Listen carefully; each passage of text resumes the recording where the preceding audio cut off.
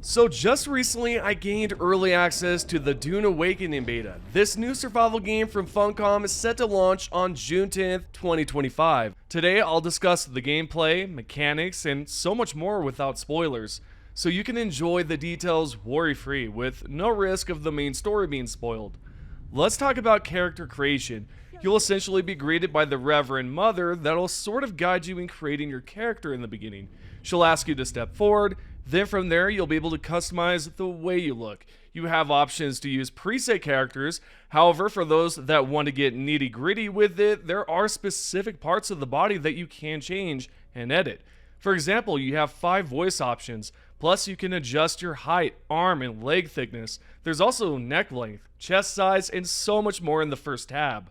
The second tab gives you the choice to change your face type, age, head details, including jaw width, jaw height, and jaw depth, and even your cheeks you can change. Essentially, the second tab will let you change your entire face, such as your nose, eyes, mouth, and skin. Moving on to the third tab, this is where you have up to 40 hairstyles to pick. You can even change your eyebrows. We have 12 styles to choose from. It doesn't end there. You have a selection of beard styles, with a total of 22 styles, including this mustache here. You can also change the colors of all the styles we just looked at. If you feel like you want to get tatted up, you can. There are 12 art designs for the head and 6 art designs for the arms. I'm sure once it's out beta, there will probably be more styles to select from. You also can add scars to your character if that's something you wish to do, and you can even add makeup. Once you're done with your character customization, you can finally name your character, but you must make sure to follow the rules as you can see here on screen.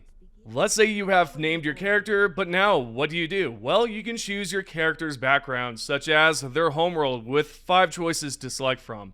Each one has its own dialogue trait and a unique emote to use in game. Once you've selected your homeworld, you must choose a cast.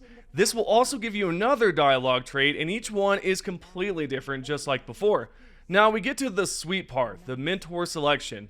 This is where you pick your character's abilities, and don't worry, I'll go over each ability and help you select the right one that fits your playstyle. So we're going to start with the Sword Master class, one of my favorite abilities on this list. The Way skill tree includes a powerful knee charge ability, letting you lunge at enemies with your knee. I love combining this with the Crippling Strike, which targets a nearby enemy, slashing their ankles for high damage and automatically drawing your knife or sword. The final ability in this tree is Inspiration, that significantly boosts your melee damage. Next, the Will skill tree has one ability, Deflection, which deflects incoming dart damage. I had a blast using this as it lets me close in on enemies to strike them down. Lastly, the Blade skill tree offers 2 parry type abilities, Retaliate and Foil. The Foil ability parries an attack, damaging the enemy's arm and numbing them, reducing their damage output. Retaliate, on the other hand, inflicts damage upon parrying and causes bleeding. Finally, Eye of the Storm unleashes a tornado-like melee spin, damaging foes within your radius. The next class is the Acolyte, another fun class with a super fast running ability called Bene Gesserit. This lets you sprint at high speeds, but the distance you can cover depends on your stamina. Weirding Step teleports you directly behind an enemy of your choice, allowing you to knife them or shoot them with darts. Lastly, Bene Strike staggers anyone you hit, setting them up for a finishing blow with a blade or any weapon you prefer. Continuing on, the Voice grants mind control abilities. Compel forces an enemy to sprint towards you, leaving them confused and open to your attacks. Ignore does exactly what it sounds like. The target enemy ignores you for a moment, acting as if you aren't there. The final ability, called Stop, prevents your target from attacking you. It's just like the Ignore ability. The third class is Mentat, which gives you a turret you can place to target nearby enemies. It's a powerful skill that lets you sort of chill while the turret does most of the work, though you can still deal damage yourself. The Poison Capsule ability launches a ball of poison towards an enemy, inflicting toxic damage over time. You can also deploy a wall barrier to take cover behind, which slows down anyone passing through it. Decoy is another ability that does exactly what it says. It's a decoy you can pop up to distract enemies. If that's not your playstyle, you have anti-gravity mines that affect gravity in a certain radius. There's another mine ability. Instead of anti-gravity, you can lay down a thick cloud of poison that inflicts damage over time, similar to the Poison Capsule. Finally, like the Poison Capsule, you can launch an electricity ball that stuns enemies, gives you a chance to attack them while they're stunned. Lastly, we have Trooper. I selected this one during the beta, and by far it's one of the most enjoyable abilities to use besides Swordmaster. You start with this Shigawire Claw that lets you grapple towards any object, and you can also pull enemies, which temporarily staggers them. In the tactical skill tree, you can unlock a powerful grenade to toss at foes that does a lot of damage. In the same skill tree, there's an ability called Assault Seeker. When you use it, you throw out a seeker that travels in a straight line. If it hits enemies, it inflicts a lot of damage. You can also activate it early by tapping the same button again. Lastly, in the tactical tech tree, the attractor field, when thrown out, attaches itself to an NPC, and anyone that shoots at it will redirect to the center basically, and it applies more damage inside. There's also the Suspensor training skill tree that comes with an anti-gravity field device that can trap enemies in a bubble that lifts them up and can be used to negate fall damage. The next ability is called Gravity Field, which will slow enemies and decrease their projectile speeds. We also have the Collapse Grenade, which attracts anyone nearby inside, leaving them stunned. At that point, you can use this to your advantage and start firing away. Anyways, with that said, you can respec the entire skill tree for free without any currency, but you'll have to wait 48 hours before you can do it again. And that's pretty much what the skill trees are about and how you can respec and all of that good stuff. Let me know which one you're going to pick. Besides skills, what about the game mechanics? Let's start with the bars in the bottom corner here. They're quite simple to understand. You have a red health bar, of course, you know what that does. A yellow energy bar for when you're using utilities, such as a Suspensor that lowers you slowly to avoid fall damage. There's all sorts of different utilities that you can unlock.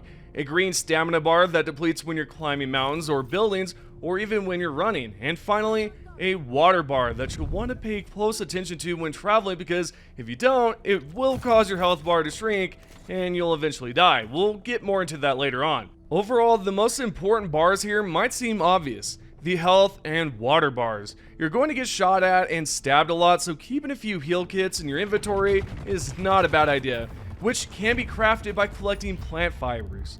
Eventually, you'll unlock better heal kits that require different components. As for water, it can be easily replenished by consuming dew flowers. However, this isn't the most optimal way to stay hydrated because you can only consume so much before nausea kicks in. The best way to fully stay hydrated is by sucking blood from enemies you'll kill using a blood extractor tool to fill a blood sac, which you can craft at some point, which this can be consumed once there's blood inside.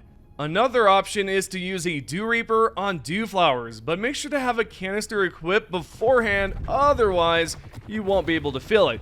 You might be wondering if there are any benefits to keeping hydration levels up. Yes, there is. Maintaining high hydration levels grants bonuses to your maximum stamina, which can be further increased if hydration is above 2/3. As I mentioned earlier, if your hydration bar is empty, you'll start to lose health, making the journey much more difficult. There are also other ways to get water, such as using a specific suit that collects water as you travel around. That's pretty much all you need to know about managing your bars to stay alive in the harsh desert. On that note, you're going to deal with sandstorms that can lower your health quite a lot if you stay in them too long. You'll either need to go inside your base, or you'll need to find a place to take cover in the desert. Now let's talk about setting up a base, your own stronghold to store resources, craft gear, and it can be used to keep you safe from sandstorms. So building a base is crucial because you'll eventually face sandstorms that will deplete your health bar if you stay in them too long. It's very important to find cover by building a base for when things get crazy. It's also a place where you'll craft gear, repair equipment, and do so much more. The developers at Funcom have made it incredibly easy to build and create cool buildings, depending on the types of supplies you have. For instance, when you first start crafting a safe haven, you can construct basic granite walls, ceilings, and stairs with 5,000 health. By collecting more granite, you can create a stronger base with 5,600 health. There are all sorts of other things you can craft besides walls, stairs, and ceilings. You can create decorations such as couches, beds, chairs, and wall designs. If things feel spooky, you can construct lights and even add pillars and columns to your buildings. Now sure, it's fun to have a strong base with cool decorations, but you'll need a fabricator to craft armor, weapons, and utilities to help you fight off threats in the harsh desert as you're roaming around. We'll get more into that later on. When I use the construction tool, you can see I have the option to build a repair station to, of course, repair any items I come across or craft. I can also break down items using the recycler. The only thing is, I can't use my utilities, fabricators, or refineries without a trusty generator. This is what you'll use to power your base. It's another crucial part of your survival. It also allows you to do all sorts of things, like using a blood purifier to filter water, and blood to stay hydrated, an important refinery since it works hand in hand with your small ore refinery to create copper, iron, and steel ingots. You can also use the chemical refinery to create other resources such as fuel for your bike and many more resources you can see here on screen. It wouldn't be a survival game without a chest to store items, right? Lastly, I mentioned fabricators earlier, but there are also vehicle fabricators to build larger land, and flying vehicles and weapon fabricators to create different ammo types and weapons.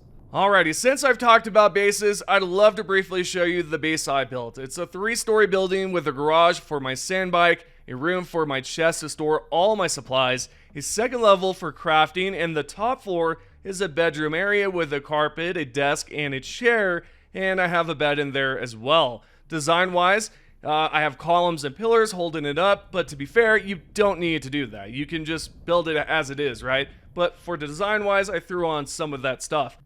Okay, we've gone over building a base. How about we talk about resources and unique items you can come across while exploring the desert? There's a utility called Cut Array that'll extract resources from larger objects like granite, copper ore, iron ore, and it can be used to open doors too. Not only that, you can actually take apart certain vehicles out there in the open with this. You'll eventually come across unique items as well that can be found in chests that give some cool benefits, such as a knife that will extract blood from enemies you hit, or boots that will help you stay quiet when walking across the sand so that you don't get swallowed by the sandworm, or better known as a Shai-Hulud. Speaking of the Shai-Hulud, let's go over some things you should absolutely avoid. Most importantly, you should avoid walking across the open desert with a lot of supplies on hand because, well, things can go south quickly. If you're swallowed by a Shai-Hulud, you lose your backpack forever. It's irretrievable, and your armor and weapons will be completely devoured by the Shai-Hulud. I learned this the hard way a couple of times, and yeah, it sucked, but it's easy to craft the items again. Another mistake you should absolutely avoid is leaving your bike out when logging out of the game. If you do this, there's a good chance you'll come back to find your sand bike completely deteriorated due to the sandstorm. To keep your bike in top tier shape, I highly suggest storing it with a vehicle backup utility tool. This will store your bike, allowing you to place it down again at any point. The vehicle is also quite useful when you need to respawn. Let's say you lose a fight, instead of spawning back at your base or somewhere nearby, you can choose to spawn at your vehicle. Lastly, don't pick a fight you can't win, especially if you don't have a med kit or a strong weapon to take on foes with better armor. Plus, you'll want to ensure you're well hydrated before getting into battle. I believe those are the 3 most important tips I can give. Anyways, there's a lot more you can do in this game. You can accept contracts, deliver stuff, get XP that way. You've got the journey tab that essentially tells you what to do and where to go. There's also just a bunch of stuff you could do. Explore areas, go inside buildings, there's PvP. I mean, there's a lot here, and the game is gorgeous. So yeah, if you didn't know about Dune Awakening, there you go. That's pretty much all you need to know about this game. It's in its beta. Again, just, pointing that out there again. Hope you guys have enjoyed the video. If you have, make sure to subscribe, turn on notifications below, and don't forget to give this video a like. Let me know what you think about this game below, and let's talk about it.